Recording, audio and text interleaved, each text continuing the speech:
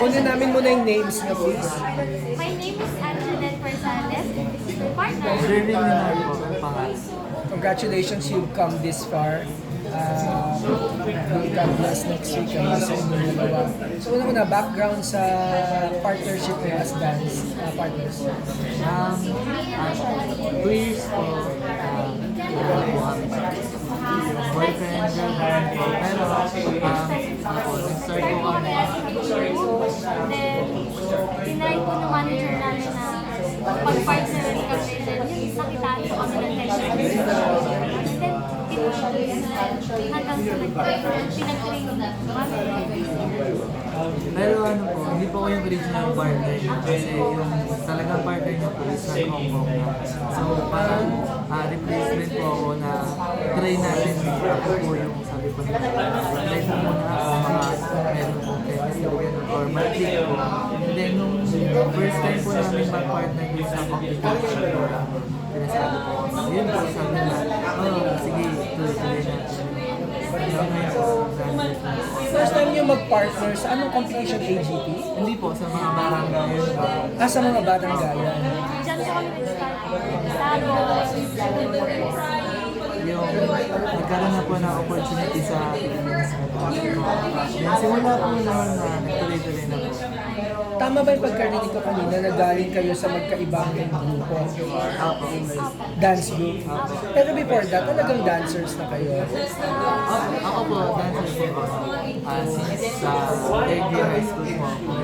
Tapos, yun po, yung grupo po namin ngayon, yun po, ako po yung una nag-audition. Tapos yung friend po niya, nag-audition niya sa grupo po namin na pag-which is Powered Ayox po. Okay. Powered Ayox. Powered Ayox po. Powered Ayox. Tapos yun po, nag-audition po siya. Try po yung sino po. Yan. Kailan kayo naging? Yung ano po, nung bago po mag-rent tayo ng Pilipinas Got Talent po. Isa po kami nag-expose. Anong taon yun? 2016. Ang tagal nyo na pala. Pero boyfriend, girlfriend pala? Wala pang balak? May bala po pero sabi ko na Galing sa buhay. Then, gusto po namin makatulong sa pamilya po namin. then sabi ko din po sa kanya na patapusin ko po muna yung kailangan ko. Kasi siya po naka-graduate na last December. Kasi ako po ngayon, graduate po ngayon. And gusto din po namin na makapag-perform po sa internationally talaga na mai-represent po natin po sa Pilipinas. So bago tayo pumunta sa AGT, so kanina binanggit nyo na contestants kayo sa PGT. Meron pa ba kayong ibang sinabihan before that? Meron po, una po talaga namin sa TV is yung kay Sir Willie po, yung Wawa sa Willie Fortune po. And then po, yun po, binigyan sila sa akin. Ganito na talaga yung klase ng pagsasayaw nyo kahit dati. Yung tinatapon-tapon. Nung una po, grupo po kami, nakikita po natin na sayaw. And po, ganun po po yung sayaw ng friend. Pero, nung pinag-partner lang po kami, po kami nag-start mag-training na Mag-explore po ng mga dati po kasi talaga takot ako ganyan hanggang sa tinanggalan po nila yung takot sa sarili ko. Then, dahil nga po sa mga Takot kang mabalian, gano'n? Ako po siya yung mabuhat, yung kahit konting gano'n na po, parang todo po sa kasi baka po sa Kasi baka mabalian, baka mahawakan kung saan-saan. Sige, pag-usapan to. pero dahil nga po sa mga problem ko, lahat naman daw po na mapag-aralan. Talagang pagka gusto ko, makakayanan po. There's a will, there's a way. Okay, pag-usapan natin yung AGT. Paano kayo pumunta sa Singapore? Paano nyo nalaman na may audition? Bali, second time na po namin mag-audition dito sa Asia's Got Talent. Nung first po, season 2, kasi pagkapanalo po namin ng Pilipinas Got Talent, sinabihan na po kami doon na mag-audition po kami ng Asia's Got Talent. Then, yun po yung unang audition po namin, hindi po kami nakapag-audition na kasama. Tapos, ito pong second time, sinabihan din po kami ng mga coordinator na mag-try po kami mag-audition. And then yun po, nag-audition po kami, tapos binalad po kami, and then yun po. Doon sa una niyong audition, anong sabi sa inyo? Ba't hindi kayo nakapasok? Ano yung feedback? Ang naalala ko lang po, sabi po nila na kakapanalo pa lang po kasi nung Pilipinas natin, kaya ayaw po nila kami isali. Sabi po nila, maybe next season pa po kami, pwede pasok po rin sa Kasi baka Pilipino na naman ang manalo. Kasi hindi po yung season 1, ang nanalo ko is Elga. Oo, El Gama Penobra ba yun? Daya naman nun. Pero at least andito na kayo ngayon. Ano? So okay, magmula nung time na yun, sa pag-audition niyo dito, paano nyo hinasa pa yung sarili nyo at siniguradong this time hindi kayo matatanggihan? Naghanda po kami talaga. Nag-focus po kami sa trabaho namin. Nag-level up po yung mga instance yung mga ginagawa po namin na kailangan pag pinanood nila, wow, sabi ko, wow, ganito na lang yun. Tapos tatatak sa kanila na powerful. Tatak pa rin. And ano po, nag-disciplina din po kayo na siyempre, dahil po sa pag-diet po, tapos yung mga trainings po na ginagawa before, mas dinagdagan pa po natin kasi para po mas lumakas po ang lalo na po yung mga katawan natin. So sinisigurado nyo nasa certain timbang kayo? Ano yun para sa'yo? Kailangan alam ko na po kasi sa sarili ko pagka tumataba ako, pumapayat ako, kailangan ko ganito ka lang, level lang yung kailangan ko pagka tumaas ko ulit, Kailangan mo sa baba. Kasi mahihirapan yung partner mo at ikaw. Hindi po yung sabi ko sa kanya, pagka tumabasa o parang bumigat po yung katawan na nahihirapan din po ako na kasi kahit na ano po yung technique na sabihin ko sa kanya, pero yung wala siyang disiplina sa pagkain na siyempre po mahihirapan sa kanya. So ibig sabihin niya, ilang taon na kayo na ganyan ng timba? Kaya kailangan lang po talaga disiplina saka makinig po sa mga nagtuturo. Paano diet niyo? Ano kinakain niyo? ano po, pag morning po, one rice lang po kami, then tanghalian, hapunan din na po kami nagra-rice, ano lang po muna.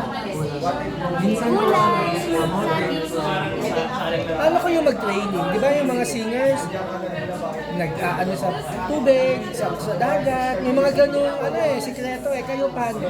kami po nag-start po kami syempre sa prayer po. Syempre po kailangan po ng nag-stretch po kami, makakarage para lumakas po yung pangyayon namin. minsan po pumunta din po kami ng gymnastics club po para po mas mahasa po yung mga skills po namin kasi meron po mga coach na nagtuturo po sa kung ano po yung mga dapat namin gawin sa stats po. Paaralin po.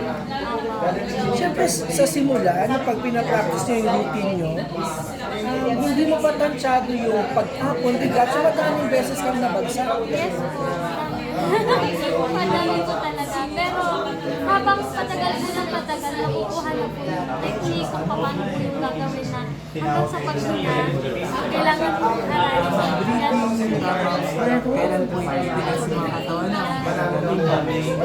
Kaya sabi po din sa amin ng mga coach po na natuturo sa amin na hindi naman po talaga makukuha sa isang gawaan po yung skills kasi kung alam mo po nagkakamali ka, doon mo po malalaman kung ano po yung mga pag-apil para po Ang isang routine ay gano'ng katagal pinaperfect. Yung manager ko kasi namin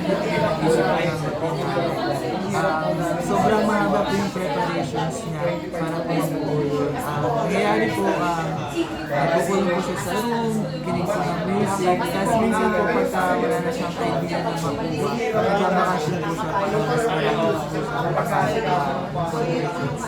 kaibigan. Siya din ba ang choreographer nyo? Ano pangalan niya?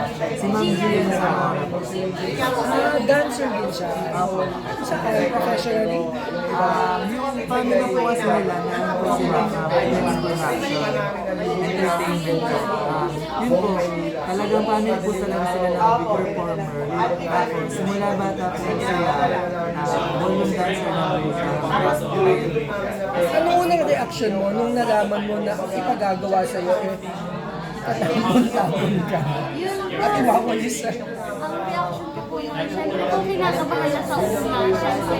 Pero kung nandun ka na po, sasabihan ka na agad nila na kaya mo yan, kaya mo parang nabibigyan ko yung siguro na positive na magagawa ko ito, kaya ko ito, kahit lang nasasaktan siya, basta makukuha mo din yan. Syempre sobrang lakas po ako nun. Pero sobrang saya din po kasi nakikita mo na yung kinakatakutan mo is makukuha mo pagka sumusunod ka po sa pinapagawa ko. At saka medyo iba yung inyo kasi may relationship kayo eh. Romantic relationship eh. So paano? Minsan ba napipikon ka pag nababagsak ka niya? Or... Dati po talaga, para kami aso pusa. Totoo, parang sinadya mo yun eh. Yung ano po, lahat po sinabi mo na yung technique po ganito, kahit yung paulit-ulit na hindi po niya matanda kasi parang nag-reserve siya pa tayong pinapapagalit ng isa. Pero ako po talaga, pagka nagkamali po siya, sinasabi ko siya, sinabi ko naman sa ako na dapat siya gawin pero paulit-ulit tayo dun sa isang routine din, sa isang stress. Pero syempre kahit dahil boyfriend mo siya, ayaw din naman niya. Masakit din sa kanya na makita kung pinupungapat, napapasa ka, di ba? Kaya napapagalitan na po kapag hindi ko ginagawa yung tama. Tapos hindi po kami nagkakaintindihan kasi may gusto po ako sa kanya na ipaangat na hindi din naman po niya naiintindihan. Kaya doon po kami parang hindi nagkakasunod. Pagka ganyan po nangyayari sa amin, napapagalitan din po kami ng Kasi hindi naman po talaga tama. Pagtapos po nun, pag-usapan po namin yung lahat ng nagawa ko. Ilang kanta ang may sayaw kayo? Ilang sets of performance ang meron na kayo na pwede nyung gawin? more than 10 Wow! Ano yung sa ano po, meron po kasi mga corporate events po kami nag-perform. Kaya pagka nag-industry yung clients sa bago, gumagawa po. so pwedeng by request? Ako, pwede po. Diba, pipili akong kanta. Pero yung mga kanta niyo ba, mash up o isa lang? Meron po ano, mash up, isang tugtog lang. Iba-iba din po yung request nila. Minsan po galing sa amin yung tugtog. Kami po yung magbigay natin po sa amin. Gaano kayo katagal mag-rehearse ng simula? At ngayon? Yung simula po, sobrang tagal. Kasi, syempre po, nagsisimula pa lang po kami. Pero habang tumatagal, mas madali na po siya kasi po. Parang naglaruan din po kasi kami na yung pag mag-rehearse pa lang po kayo, kailangan alam mo na po yung gagawin. Kumbaga, mag-uusap po kayo sa mata.